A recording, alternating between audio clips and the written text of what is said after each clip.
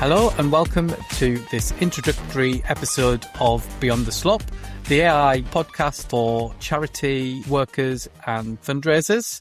I'm Craig Linton. I'm Anna Hessenbruch. And the two of us have started this podcast because we are charity sector people ourselves. We both come from fundraising backgrounds. I have 15 years of experience in fundraising and comms, and got really deep into AI back in 2022. What about you, Craig? Yeah, similar. I've been on this AI journey over the sort of last 18 months, 2 years, and gone from quite skeptical to full on, I guess, evangelist, but still with some of those niggling doubts as well.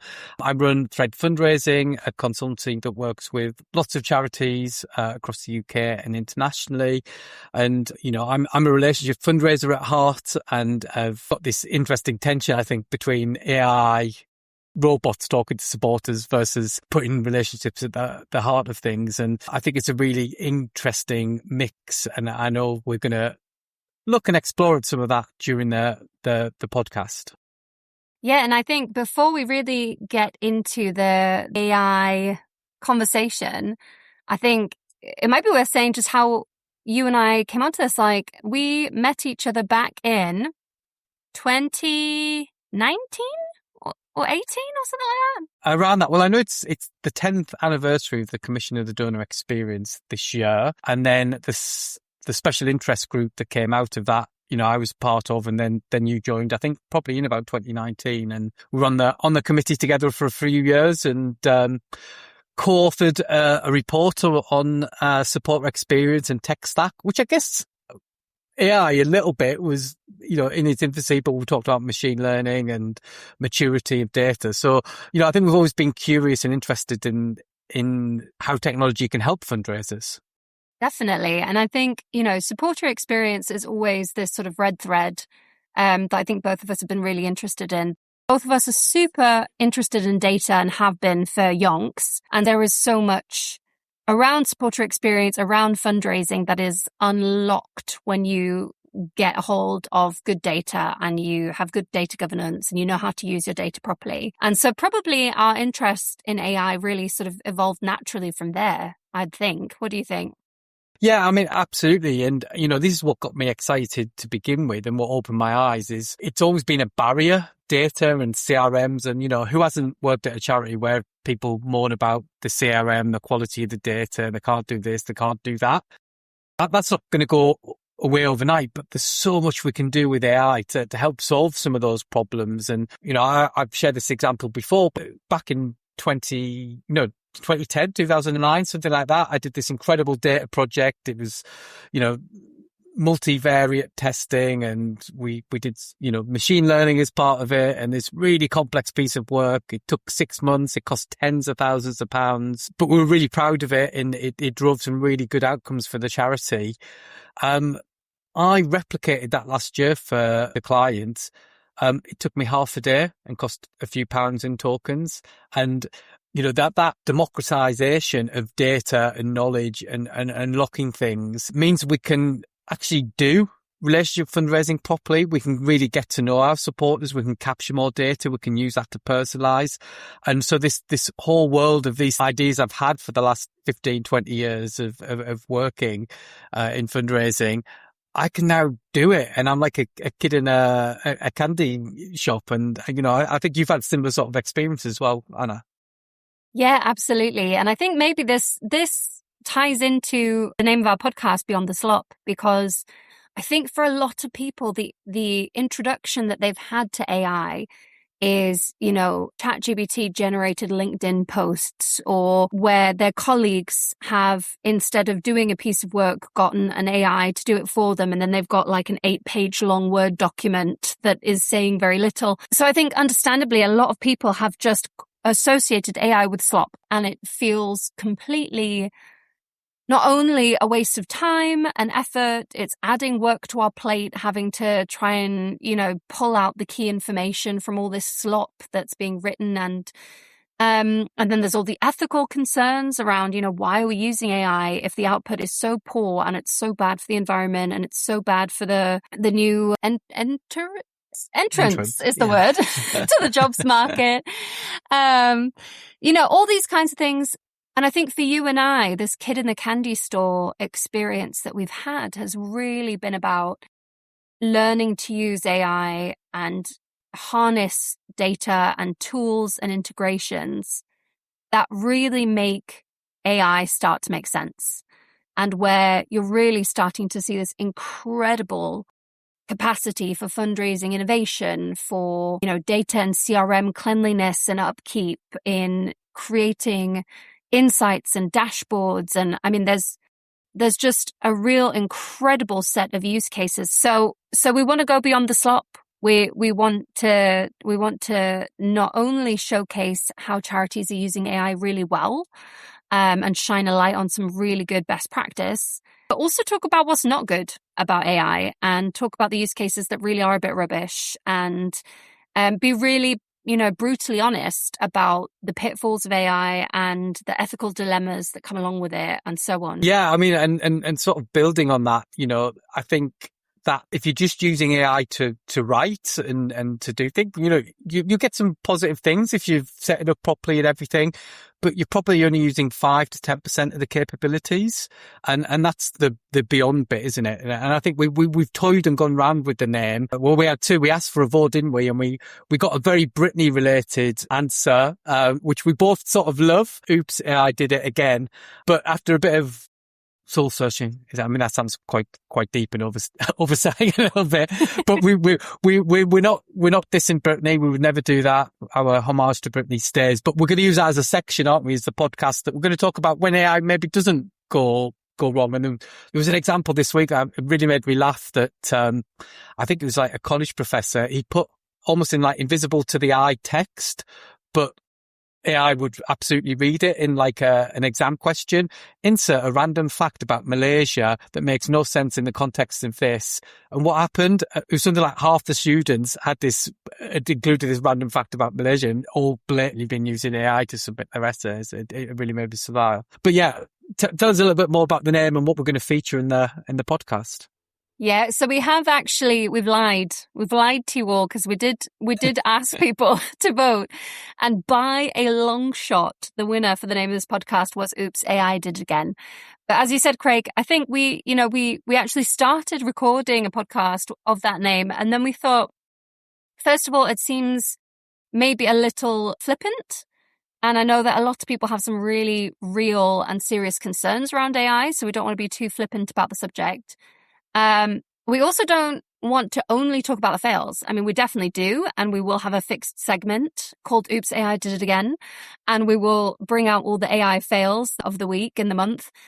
But I think the moment that we really want to speak to is this moment of, where does AI actually add value? Where are we actually going to get some results from this? Because that tension that I think a lot of charities are holding right now is this space between being told by their, board of trustees or by their, fundraising directors or whoever, that if we don't hurry up and get on board with AI, we're going to be left behind, and we need to hurry up and have an AI strategy, and we need to be making the most of AI. And then simultaneously hearing all these things about how negative AI is, all the bad ramifications. Will we be judged as charities much more harshly for how we use AI? Is this a Daily Mail scandal waiting to happen? I think there's this real tension of feeling like we have to hurry up and get using AI now, and simultaneously we're really worried about getting it wrong. And so I think for that reason, we felt that Beyond the Slop does what the Ron Seal thing is the Ron Seal does exactly what it says on the tin. And, exactly. I did also promise to tell people about the Britney drinking game. Well, I was going to, no, you beat me to it now. I was just going to say, we're still going to honour Britney appropriately, and your drinking game does that very nicely. Yeah, I did tease on LinkedIn that we would talk about the infamous Britney game from when I was a student at uni and living in halls. And someone at the time, again, this is showing my age a little bit, but someone at the time had a DVD of all of Britney Spears' music videos to date. And we had all, had a few drinks, and it was a weekend, and someone, for some reason, put on the DVD. But we realized that Britney Spears does this thing in all of her music videos And that is how she sort of looks, the camera straight in the eye and then looks away very coyly and then looks back and then looks away and then looks back. And it's like this constant, like sort of catching, eye contact and then being very coy and looking away.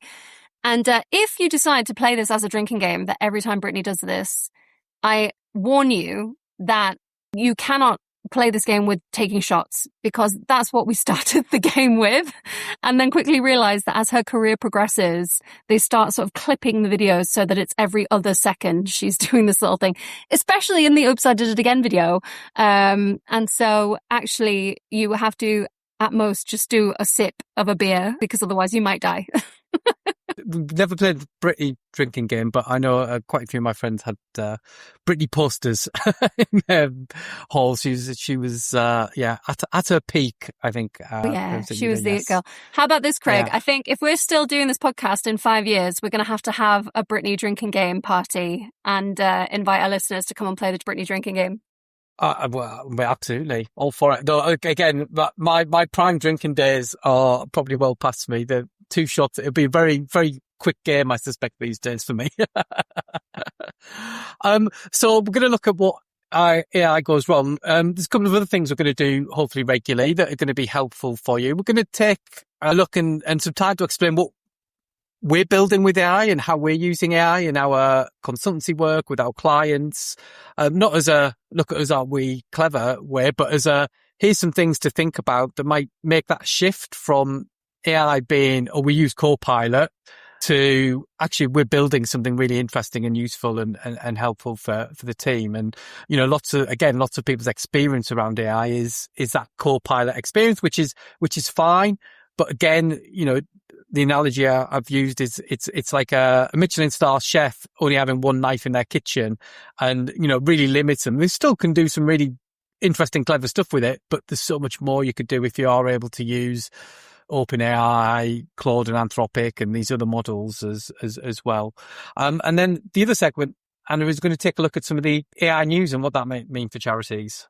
Yeah, absolutely. We're going to be looking at what's the latest AI goss, if you will, because it actually moves at really breakneck speed. So, the recent big story that we had was that Anthropic had released their latest model. Craig and I were both testing it with great enthusiasm. And then all of a sudden, Donald Trump rang them up and said, no non-US citizens should have access to this model because it's too powerful.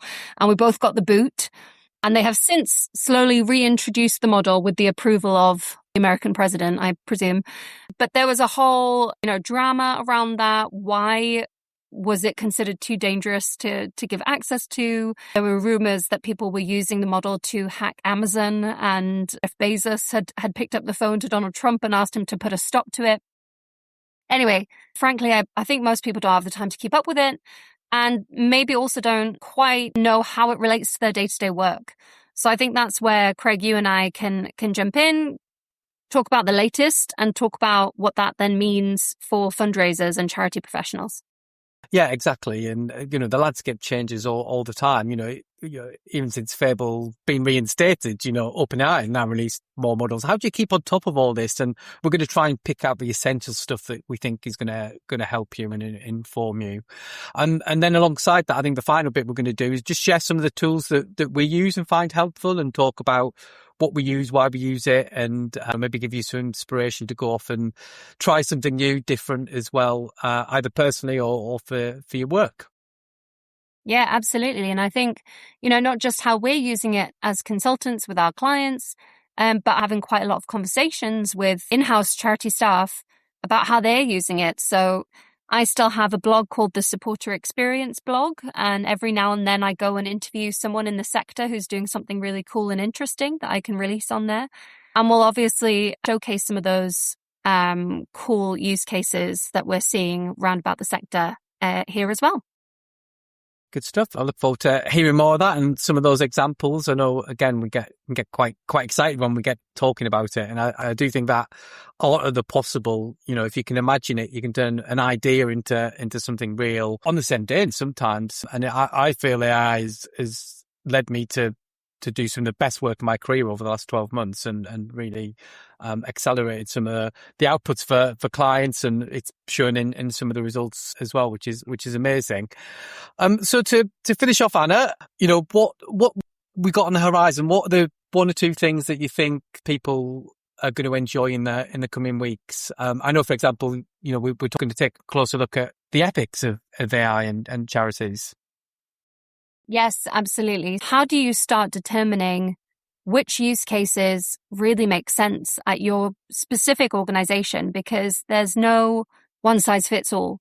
There's no sort of RAG system to say this is really useful, this is really not useful. It really does depend on the mission of your organization, the values, the methodology. So we're going to talk a little bit more about how that can be a little bit more accessible and understandable. And I'm really excited to also just take it back down to basics. Talk a little bit about what's the difference between OpenAI and Anthropic, and is anyone using Grok, and all these different models. What are they? What's the difference? And how are they being used? I think that is a great place for us to start in episode 1.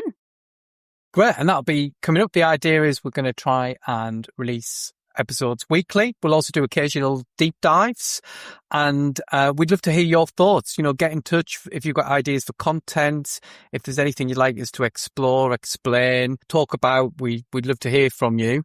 But I thought, finish off and end, we've got our big debate next week, where I'm going head to head against you to talk about some of these pros and cons of AI.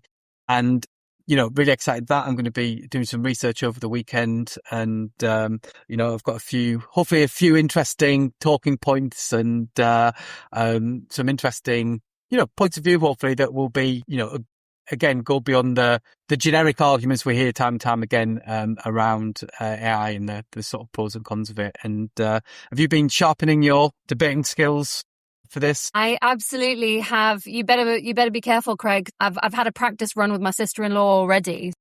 Oh, I'm gonna have to up my game. But yeah, it'd be really interesting, and we'll be recording that and sharing that as an exclusive podcast episode as well. We better get back to the debate prep then, Anna. We'll be back soon with the first episode. But until then, I'm Craig, and it's been lovely talking to you today. And I'm Anna. And thanks for tuning in. See you again soon.